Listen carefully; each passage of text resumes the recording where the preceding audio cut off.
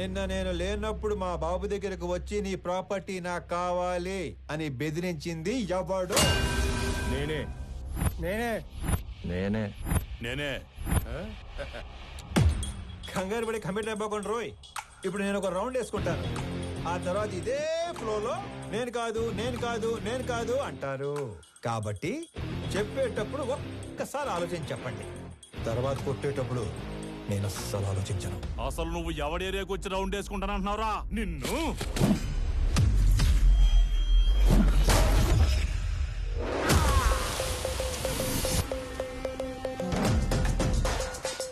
ఇంకా మాట్లాడుకుంటానే ఉన్నాం కదా, అప్పుడు ఎందుకు కొట్టావండి?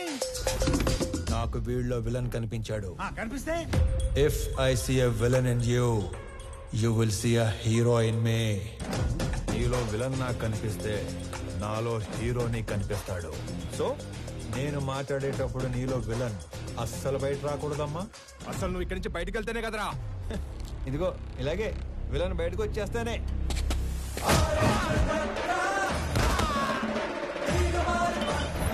ఇలా హీరో వచ్చేస్తాడు. అదిగో నీలో కూడా విలన్ బయటకు వచ్చేసాడు.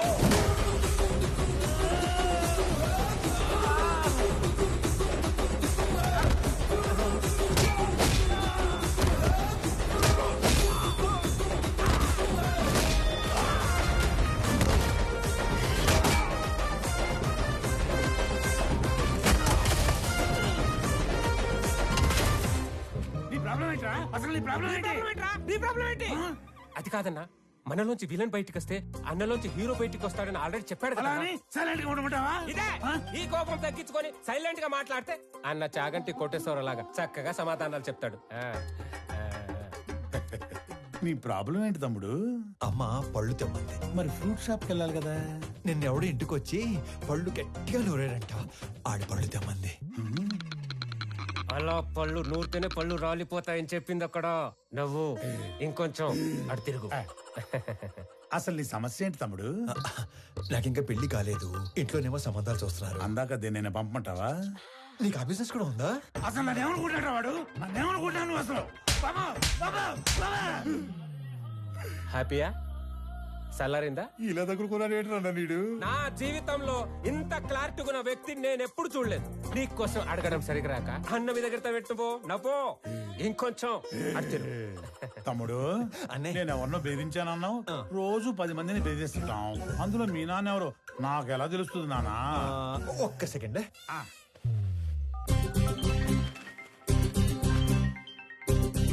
నానోయ్ ఓ రౌండ్ అయిందా? అయింది, ఎంటర్టైన్మెంట్ రౌండ్ నడుస్తుంది అంతేగా? అంతే అంతే. నాకు చూపించు. ఇదిగో. అచ్చా నువ్వు ఈడి కొడుకువా? నీ ఫ్యామిలీ మొత్తాన్ని చంపైనా సరే ఆ ఇల్లు లాక్కుంటాం. వచ్చేసాడు, మీ అందులోని విలన్ వచ్చేసాడు. ఒక నీలో తప్ప అందులోని విలన్ వచ్చాడు. ఇక నాలో హీరో బయటకు వచ్చేస్తాడు. పట్టుకో. నీ కొడుకు కొడుకుంటా కదా చాలా కాలం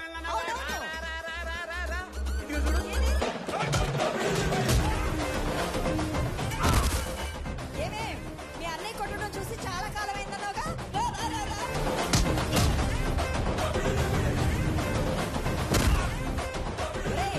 ఆ గుండుగాడిని 4 ఎక్కువైరా. నేను చాలా ఎక్స్ట్రాలు మాట్లాడాడు.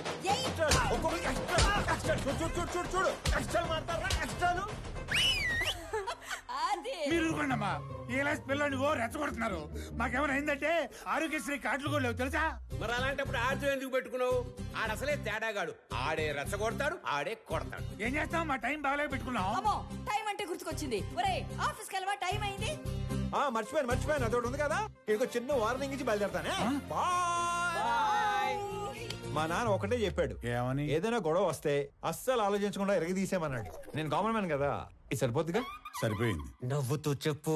సరిపోయింది. ఇంకో సరిపోయిందిగా. Good bye. ఇందాక అమ్మకి వార్నింగ్ ఇస్తానన్నాను గానీ నాకు ఈ డైలాగులే చెప్పి భయపెట్టడం పెద్దగా రాదు. జస్ట్ ఇమాజిన్, ఫస్ట్ టైం కాబట్టి సైలెన్సర్ పట్టుకొచ్చా. మళ్ళీ ఇదే రిపీట్ అయితే ఈసారి సైలెన్సర్ కాదు, కత్తి పట్టుకొస్తా. సైలెన్సర్ తో దెబ్బ పడ్డ ప్రతి చోట కత్తితో వేటు పడిందనుకో.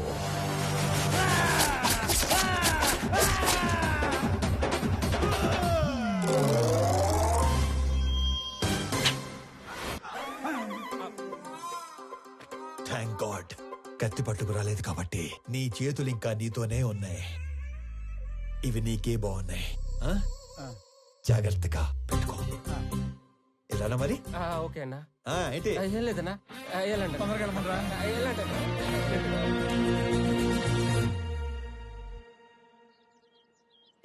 ఆనంద్ ఎక్కడా? రెడీ అవుతున్నాడు.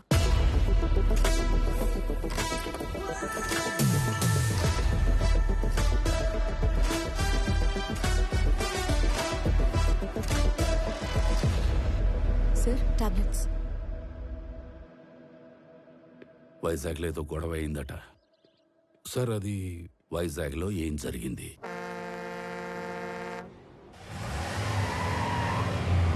హైదరాబాద్ నుంచి సర్వే చేసేలాగా సర్వేలెన్స్ పెట్టించాను. ఆల్రెడీ లైన్స్ తీసుకున్నాం సార్. కనెక్ట్ చేయడం ఒకటే బ్యాలెన్స్. మీరు ఒకసారి వెరిఫై చేస్తే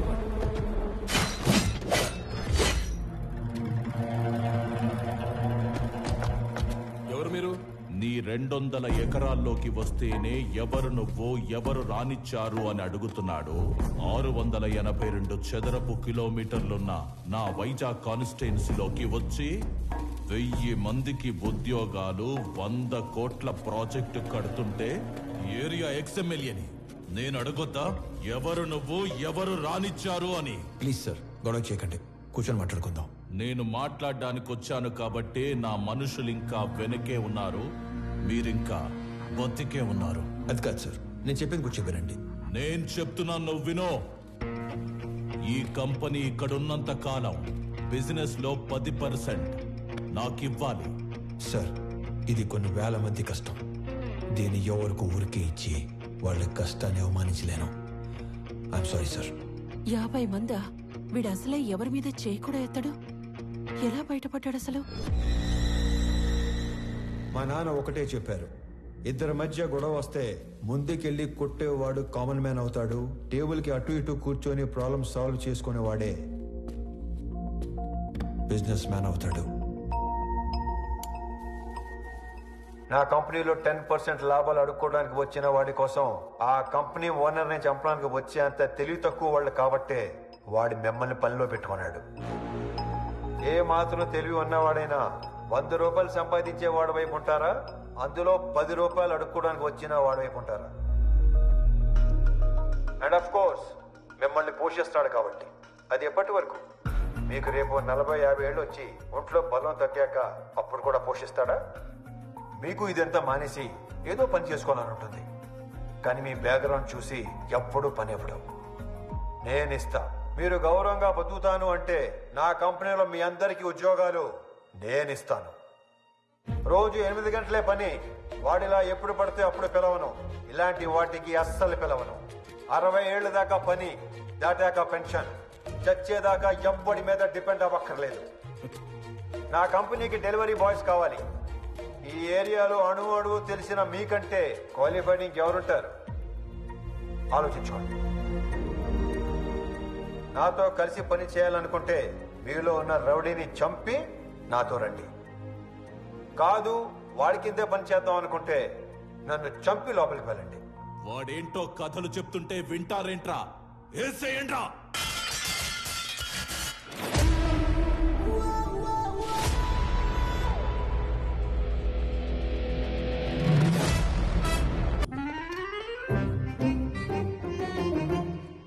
అండి వచ్చాడా? పొద్దునే వచ్చేసాడు సార్.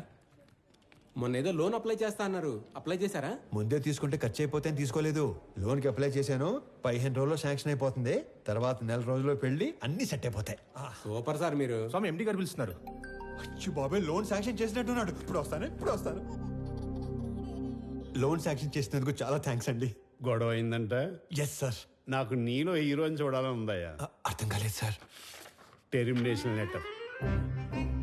ఎందుకు సార్? ఇందాక నువ్వు కొట్టినాడంటే నీకు భయం లేదట కదా? అస్సలేదు సార్. నాకుంది సార్. వాడు మళ్ళీ వస్తే కొడతావు కదా? బ్రహ్మాండంగా సార్. నేను కొట్టలేను, అందుకే. నన్ను నమ్ముకొని ఇంట్లో 3 ఉన్నారు. నన్ను నమ్ముకున్న ఆఫీసులో 300 మంది ఉన్నారు. ఏదో ఫిక్స్ అయ్యాడు. ఇంతకీ ఏమంటారు? నిన్ను తీసేస్తే నేను హీరో అవుతా, మానేస్తే నువ్వు హీరో అవుతావు. నాకు నీలో హీరోని చూడాలని ఉంది. డైపర్ కంపెనీ పెట్టుకుంటే సరిపోదు, మాటికి అది వాడకుండా ఉంటే ధైర్యం కూడా ఉండాలి. పిరికి ఎదవా అని ఎక్కడైనా మర్చిపెట్టుకో. ఫోన్లే స్లోగానే తిట్టాడు. మొన్న పెళ్లి చూపుల్లో నాన్నగారు పెళ్లి చాలా గ్రాండ్గా చేయమన్నారు. సడన్గా అనేసరికి మీరు ప్రిపేర్ అయ్యారో లేదో అని. మీకేం అభ్యంతరం లేకపోతే మా ఇంట్లో తెలియకుండా నేనే డబ్బులు ఇస్తాను. అయ్యయ్యో ఏం పర్వాలేదు, మా వాడు అన్ని అరేంజ్మెంట్స్ చేసేసాడు. పెళ్లి అద్భుతంగా చేసే బాధ్యత మాది. ఆల్రెడీ చేసారా? ఉంటానండి. అలాగే, మంచిదే.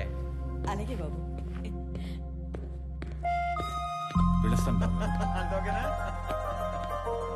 ఏంటో పెళ్లి ఎరగదీస్తామని చెప్పాను. ఆఫీస్కి వస్తే వాళ్ళు కూడా ఇరగదీస్తాం అన్నారు. ఎందుకు? ఉద్యోగం దొబ్బింది. మరి ఇప్పుడు ఏం చేద్దాం? ఏం చేస్తాం? ఏం చేయలేం. మా మేనేజర్తో మాట్లాడాను. ప్రస్తుతానికి జాబ్ ఏమీ లేదు. ఒకవేళ జాబ్ ఉన్నా కూడా 6 నెలలు పే స్లిప్ ఉంటే సోదాపి సొల్యూషన్ ఏదైనా ఉంటే చెప్పు. ఓ నెల తిరిగేసరికల్లా జాబ్ తెచ్చుకుని ఆ శాలరీ అమౌంట్ ఏదో నీ అకౌంట్లో పడితే తప్ప నీకు లోన్ శాంక్షన్ చేయను అంటున్నాడు. మనలో అనమాట. ఈ ఉద్యోగం లేనోడికి 10 లక్షలు లోన్ అంటే కష్టమే కదనే. నెల రోజుల్లో ఉద్యోగం అంటే సార్, మీ తర్వాత ఆనంద్ బాబు సీఈఓ అయితే బాగుంటుంది సార్. సంజయ్, ఆనంద్కి అసలు సీఈఓ అవ్వాలని లేదు. నువ్వు కొత్తగా అలాంటివి పెట్టకమ్మా. అయినా అన్నయ్య మా అబ్బాయిని సీఈఓ చేయాలని అమెరికా పంపించి ఎంబీఏ చదివిస్తున్నాడు. ఏమన్నయ్య? అంటే ఆనంద్ బాబు ఖచ్చితంగా మన కంపెనీకి విక్రమే సీఏ అవుతాడు బాబాయ్. ఇంతకీ ఎప్పుడు వస్తాడు అమెరికా నుంచి? అన్నయ్య నువ్వు అనుమను పొద్దున్న కల్లా ఇక్కడ ఉంటాడు. అమ్మాయి ఎలా ఉంది? చాలా బాగుందానా? She's beautiful. వాళ్ళ నాన్నతో మాట్లాడినా ఏమంటావు? నానా అది కాదురా, నాకున్నదే 2 నెలలు. నీ పెళ్లి చూడకుండానే వెళ్ళిపోమంటావా? అది కాదు నానా, నెల రోజులు మీ బర్త్డే వస్తుంది. ఆ రోజు కల్లా వైజాగ్ ఫ్యాక్టరీలో 1000 మందికి ఉద్యోగాలు ఇవ్వాలి. ఆ 1000 మంది ఫ్యామిలీస్ లో హ్యాపీనెస్ మీకు ఇచ్చే బర్త్డే గిఫ్ట్. అదేగా మాట్లాడుకుందాం. సరే, ఇష్టం. వేసుకోండి. నెల రోజుల్లో 1000 ఉద్యోగాలు అయినట్టే. Hello, first time? అవును sir. So many times.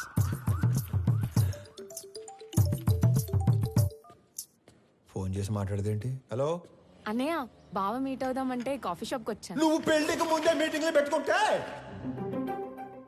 Sorry brother, sorry. Hello అన్నయ్య, నువ్వు పెళ్లికి ముందే మీటింగ్లు పెట్టుకుంటే పెళ్లి టైంకి మేము సెటిల్మెంట్లు పెట్టుకోవాల్సి వస్తుంది. అసలు ఒకసారి ఎందుకు వెళ్ళావు? నా ఫ్రెండ్తో కలిసి వచ్చాను అన్నయ్య. అయినా నువ్వు కూడా వస్తావేమోనని కాల్ చేశాను. నేను ఒక ఇంటర్వ్యూకి వచ్చాను, అయ్యాక వస్తాను. ఫోన్ పెట్టి. మిమ్మల్ని ఇంతకుముందు ఉద్యోగం నుంచి ఎందుకు తీసేశారు? Excuse me sir. హలో, నేను ఇంకా ఇంటర్వ్యూలోనే ఉన్నాను, అయ్యాక చేస్తానని చెప్పాను కదా. మిస్టర్ సిస్టర్, ఇంతకు ముందు ఉద్యోగం నుంచి ఎందుకు తీసేశారు? సారీ సార్, కట్టేస్తాను. ఎందుకే ఇంతకు ముందు ఉద్యోగం నుంచి తీసేశారు? సార్, మీరు హెచ్ఆర్ గా మానేసి డిటెక్టివ్ గా జాయిన్ అయితే చాలా బ్రైట్ ఫ్యూచర్ ఉంటుంది. చూసింది చాలు, నిజమే. ఈ వీడి తొక్కలు వచ్చాడు.